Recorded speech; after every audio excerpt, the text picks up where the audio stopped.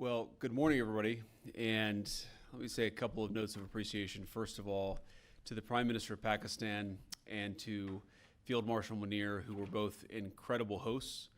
And whatever shortcomings in the negotiation, it wasn't because of the Pakistanis, who did an amazing job and really tried to help us and the Iranians bridge the gap and get to a deal.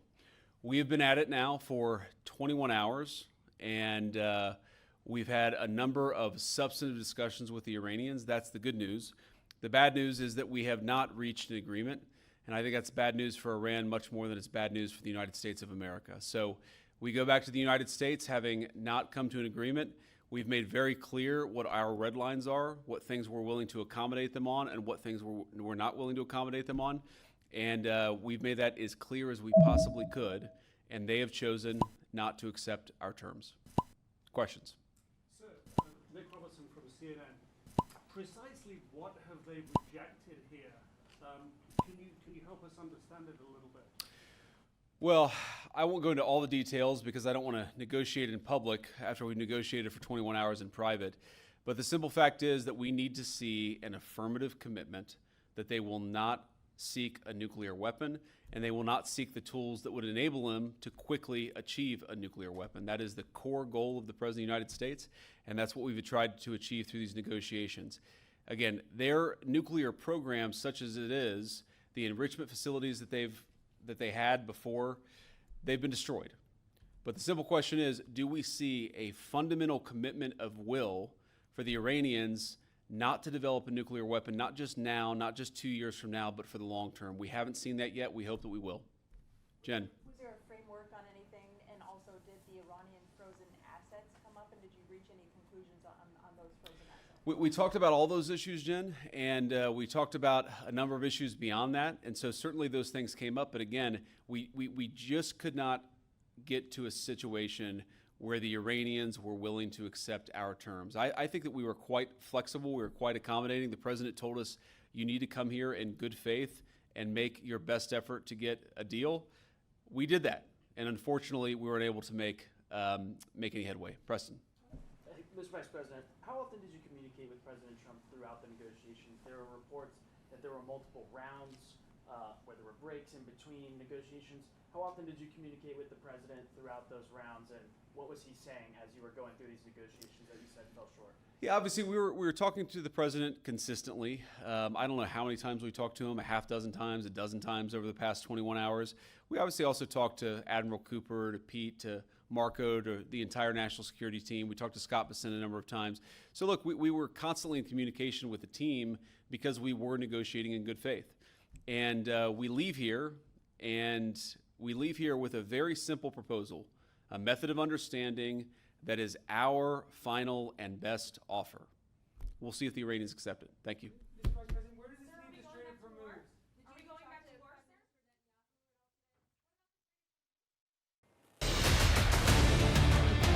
예, 오프닝에서 설명했던 것처럼 미국과 이란의 종전 협상단이 파키스탄의 수도 이슬라마바드에서 열리고 있습니다. 그 호텔은 세레나 호텔이라는 보도가 나왔고요. 어떤 방식으로 어떻게 협상이 진행이 될지 모든 전 세계의 이목이 쏠리고 있죠. 자, 미국과 이란의 협상단의 모습부터 함께 보시죠.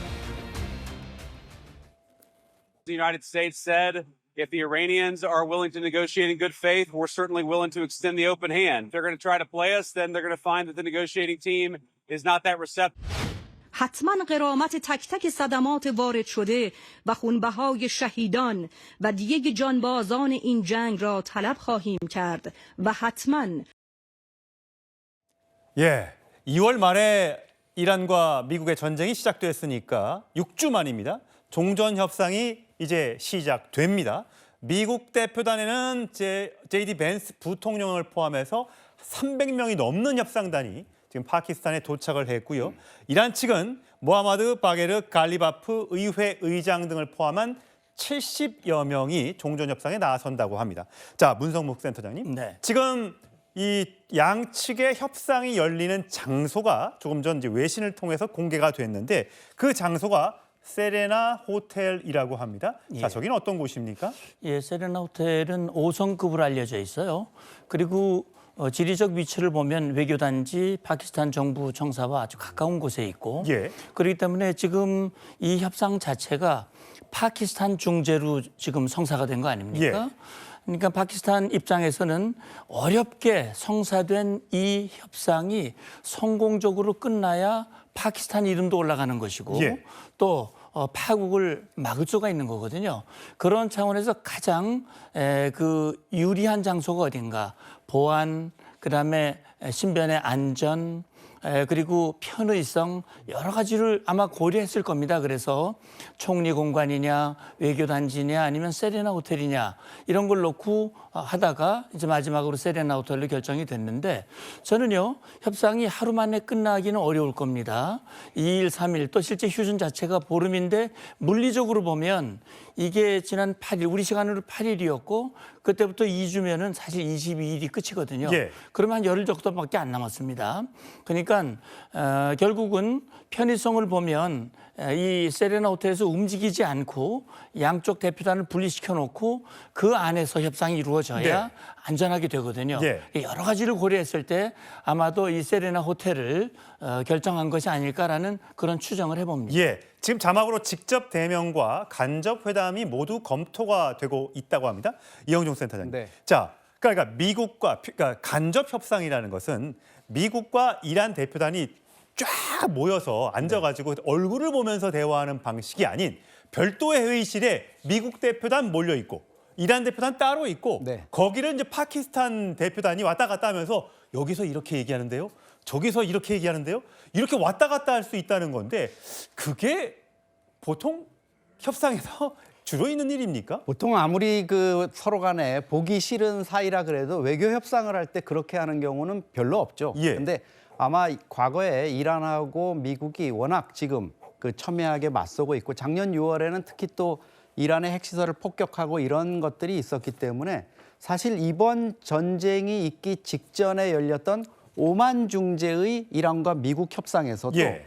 양측방을 오만 중재식이 아. 오가면서 했던 거거든요. 그러군요. 이게 어떻게 보면 상당히 비효율적일 수 있습니다. 서로 커뮤니케이션을 하는데 오해도 있을 수 있고요. 그런데 또 다른 측면에서 보면 양측이 괜히 합의점에도 별로 도달하지도 않았는데 이견차가 큰데 마주 앉았다가 감정만 상하고 서로 언성만 높이는 이런 좀 절제되지 않은 상황을 통제할 수 있는 것도 있거든요. 예. 그래서 아마 이번에 아심 무니르 그 파키스탄 이 육군 참모총장이 공항에까지 직접 나가서 양측 대표단을 맡고 이러면서 공을 들이고 있고 사실 파키스탄의 입장도 상당히 중요합니다. 어떻게 보면 양측을 다 중재할 수 있는 입장에서 책임 있는 이슬람의 핵 보유국으로 지금 예. 좀 자리하고 싶어 하거든요. 그런 면에서 파키스탄 외교부가 지금 건설적 참여를 기대한다 이렇게 성명을 낸 것도 어떻게 보면은 좀 이번 회담에 양측이 좀 제발 성과를 내자 이런 건데 알자지라 방송 같은 경우에는 여전히 오만 때처럼 그냥 간접 방식으로 할 거다 이런 얘기가 나오는데 이제 잠시 후에 양측이 만나는 그 형식이 어떻게 될지는 예. 지금 아마 파키스탄 중재를 통해 가지고 그런 문제를 치열하게 서로 논의를 네. 하고 있는 중일 겁니다. 예, 저렇게 이란과 미국의 협상단이 공항에 도착하는 영상은 저렇게 들어왔고요. 세레나 호텔에서 협상이 시작됐다. 협상장에 앉은 모습은 아직 외신을 통해 공개가 되지 않고 있습니다. 저희 방송 중에 그 영상이 들어오면 바로 연결해서 보여드리도록 하겠습니다. 자, 문수 센터장님, 네. JD 벤스 부통령과 이 갈리바프 의회 의장, 사실 벤스 부통령은 트럼프 대통령과는 달리 전쟁의 좀 회의론자라는 얘기가 있었고요. 또 이 갈리바프 같은 경우는 혁명수비대 출신으로 보수파, 강경파로 꼽히는 인물로도 알려져 있습니다. 자, 이 두 사람이 대표단을 이끌었을 때 과연 협상이 잘 이루어질지, 그러니까 트럼프 대통령의 생각을 벗어나서 벤스 부통령이 뭔가를 제안할 수 있는지, 또 지금 등장하지 않고 있는 모지타바의 어떤 그 얘기를 듣지 않고 갈리바프가 마음대로 협상을 할 수 있는지 그게 좀 궁금합니다. 예, 그러니까 이제 사실 미국과 이란 사이의 역사적 관계를 보면 1979년 이슬람 혁명 이전에는 굉장히 좋은 관계였었거든요. 국교도 정상화돼 있었고 미국이 이란을 적극적으로 지원해주는 그런 상황이었고, 그런데 아시다시피 79년 이슬람 혁명 이후에 이슬람 이 신정 독재 체제가 미국을 큰 사탄, 죽음의 대상, 예. 제거해야 할 대상, 또 이스라엘도 작은 사탄, 죽음의 대상, 제거해야 할 대상으로 하면서 결국은 모든 이란의 전략, 안보, 외교 전략이 다 그런 방식으로 갔거든요. 그러니까 이제 결국 단교가 된 것이고 그동안 정말 치열한 그런 그 투쟁, 이번에 전쟁까지 이제 이르렀습니다만 벤스 부통령 좀 그렇게 생각을 합니다. 벤스하고 갈리바프가 만나는 것은 지금 이 40여 년 만에 가장 고위급이 이제 만난 거거든요.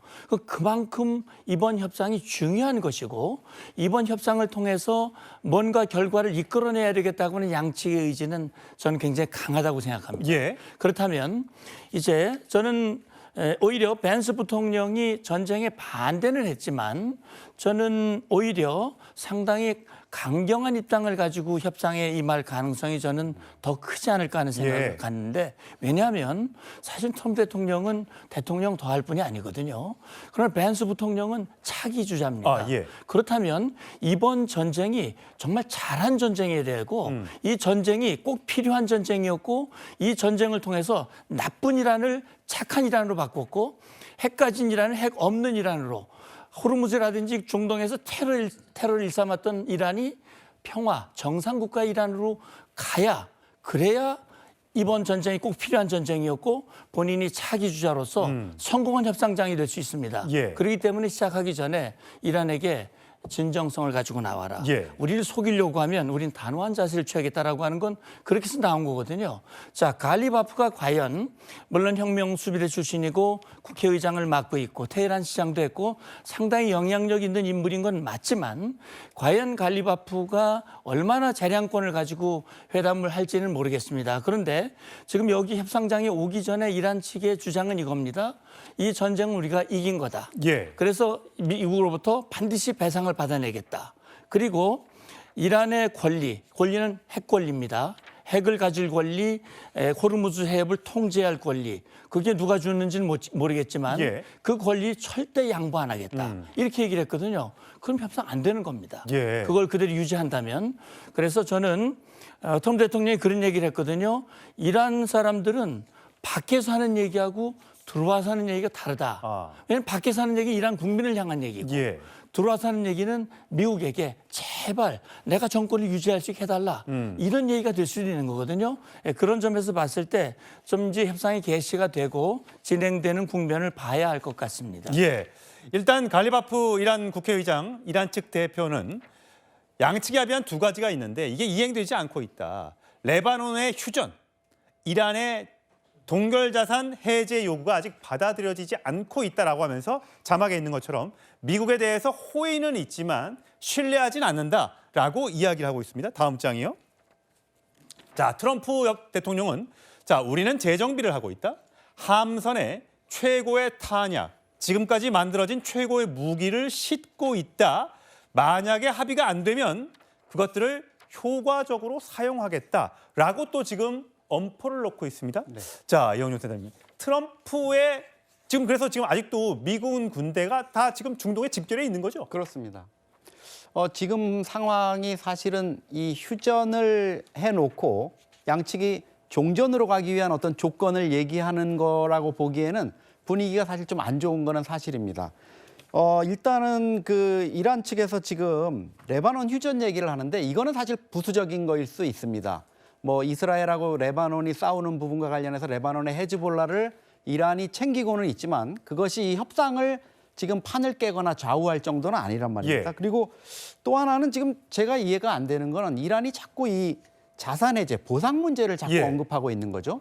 모주타파도 순교자의 핏값을 받겠다 이러면서 보상을 반드시 요구하겠다 이렇게 얘기하는데 이거는 사실 전쟁에서 배상을 해준다는 거는 패전국이 하는 거잖아요. 그러면 결국은 트럼프가 패전을 인정하고 뭔가를 해주는 건데 이런 부분을 지금 이 개전 초기부터 이 협상 초기부터 요구한다. 이거는 조금 양측의 뭐 기싸움으로 보기에는 좀 제가 보기에는 불길한 이런 느낌이 들고요. 예. 이란 입장에서는 지금 무엇보다도 해줘야 되는 게 호르무즈 해협 봉쇄를 해제하는 거거든요. 그게 사실 트럼프가 공격을 중단한 거에 대한 어떻게 보면 맞대응하는 조치라고 볼 수 있는데 예. 그 핵심 조치를 지금 하지 않고 있습니다. 그래서 트럼프가 지금 계속 저렇게 위협을 하고 있는데 저는 2주간의 지금 휴전을 했지만 트럼프가 이런 식이라면은 어느 순간 협상을 지켜보다가 이란의 진정성이 없다든가 이란을 신뢰할 수 없다 이래서 다시 공격을 재개하는 예.